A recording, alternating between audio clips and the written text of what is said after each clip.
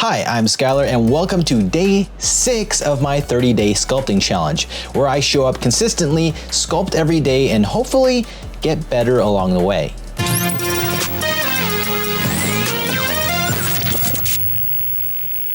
For this one, I wanted to create an Insectoid, Emperor type creature, and I gave myself 30 minutes to prep and gather some reference. And honestly, I could not find what I was looking for. I know there's ideas of like the Ant Emperor from Solo Leveling, but I couldn't really find anything other than something like that. And I ended up just going with a bunch of different alien and insect type references to use.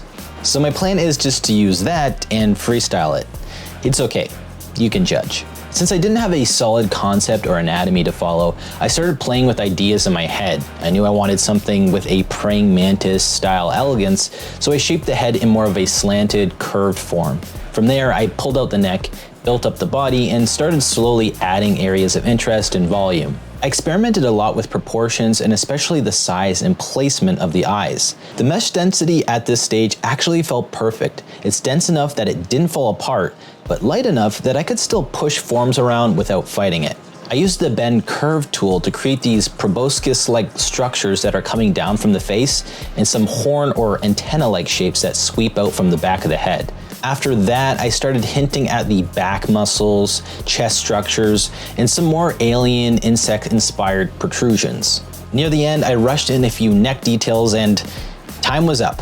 This one was really fun, and I actually didn't feel stuck at any one point. I feel like I had so many other ideas I could have added for it to push it further and refine it, and even how I could extend and add to the body if I was to create this full character. It may not match any specific reference, but at least it's a unique character that I have created. And I think that's pretty cool.